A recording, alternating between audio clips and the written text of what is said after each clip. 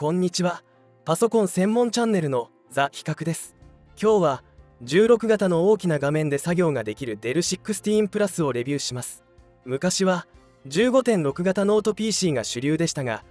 ここ数年は14型ディスプレイのノート PC が流行っており、15.6 型以上の大きな画面のノート PC が少なくなってきました。ただ14型の画面だと文字が小さくて目が疲れやすいという方もいると思います。また高解像度のディスプレイを大きめの画面で使いたい方も少なくないと思います。そういった方に大画面で高解像度ディスプレイも選択できる本製品はおすすめです。 CPU には Ryzen AI300 プロセッサーを搭載し、コパイロットプラス PC にも対応しています。今はローカルで使える AI ツールはほとんどありませんが、念のため AIPC を買っておきたい方にもいいと思います。それでは詳細を見ていきます。製品のレビューの前に、今年の1月にデルのパソコンのブランド名が変わったので、その解説を少しします。以前はインスパイロンや XPS といったブランド名でしたが、現在はご覧のような命名規則になっています。個人向け PC がデル、法人向け PC がデルプロ、プロクリエイター向けがデルプロマックスという名前になっていて、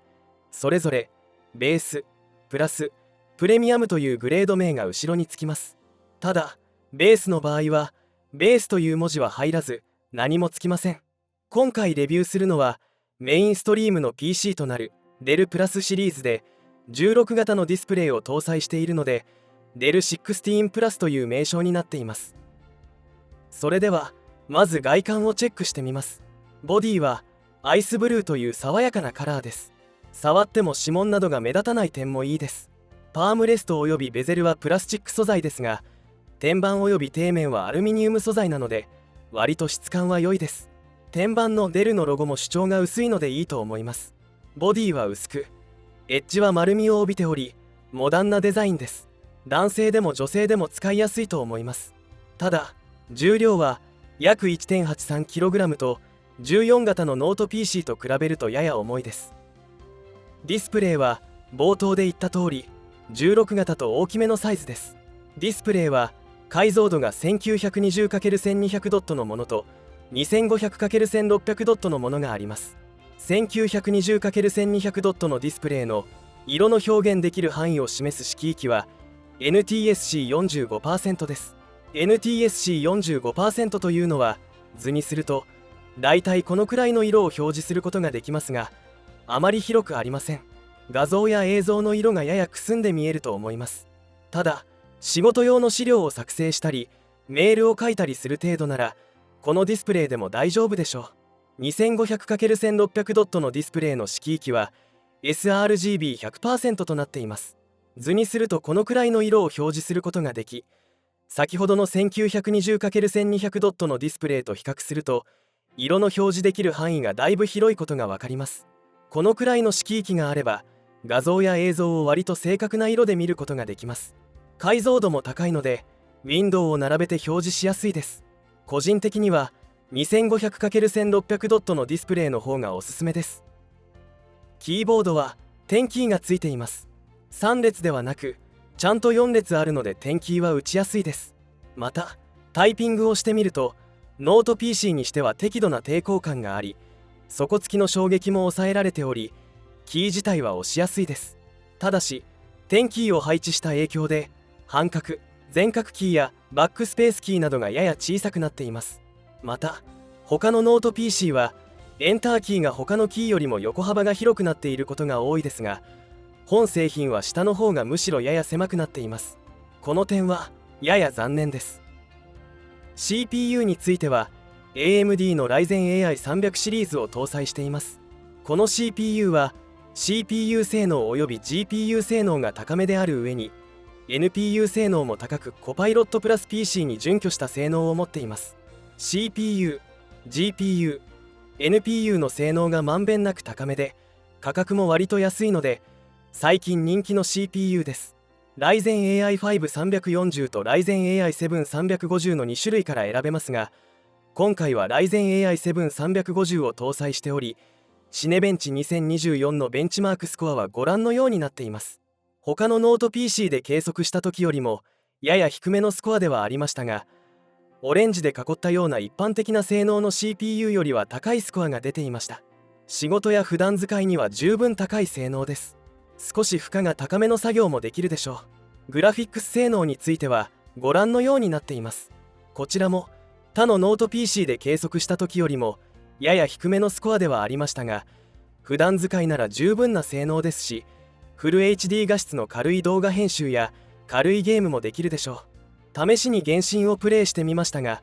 1920×1200 最低設定であれば上限の 60fps の平均フレームレートが出ていました。ただゲームのような高い負荷をかけるとワスドキーあたりの温度が上がり、やや指が熱く感じてくるのは気になりました。しかしゲームをしなければ特に問題ないでしょう。一般的な作業であればそこまで熱くならないので、表面温度は特に気になりません。騒音値についてはご覧の通りです。何もしていない時はほぼ無音です。ただ YouTube 再生程度の低い負荷でも騒音値が上がりやすいです。とても静かな環境で作業をする方は気になるかもしれません。ただ個人的には気にならないレベルの騒音値です。なおゲームのような高い負荷をかけた時はややうるさく感じる騒音値になります。インターフェースはご覧の通りです。 10GBps の USB-C が2つ搭載されており、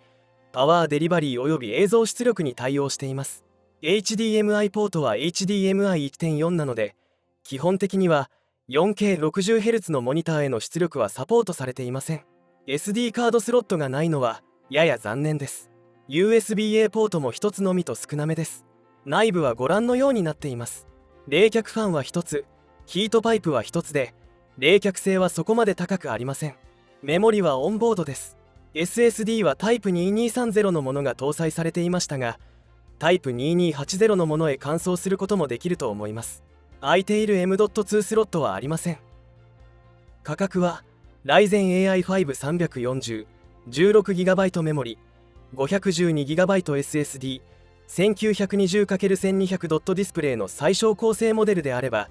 15万4000円です。Ryzen AI7 35032GB メモリ 1TB SSD2500×1600 ドットディスプレイのおすすめモデルだと20万4000円です。デルのパソコンにしてはそこまで安くもないので、セールなどでもう少し安くなるのを待ってみるのもいいと思います。最後に兄弟機種のデル14プラスと少しだけ比較してみます。大きな違いはディスプレイで、デル14プラスは画面サイズが14型と小さいのはもちろん 1920×1200 ドット NTSC45% のディスプレイしか選べません。また少しギラつきを感じました。デル16プラスであれば 1920×1200 ドットディスプレイの他に 2500×1600 ドットsRGB100% のディスプレイが選べ、ギラつきもそれほど感じません。なおインテル CPU を搭載したデル14プラスであれば sRGB100%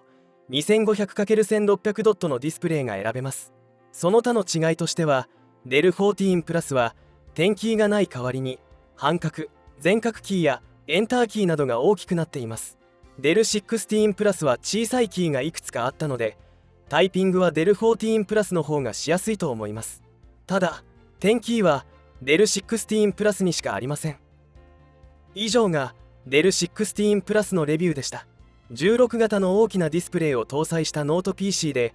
大きな文字で作業をしたい方におすすめです。 2500×1600 ドットディスプレイも選べるので、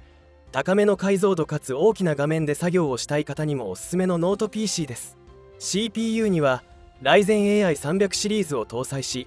コパイロットプラス PC にも対応しています。今はローカルで AI 処理を動かす予定はないけれど、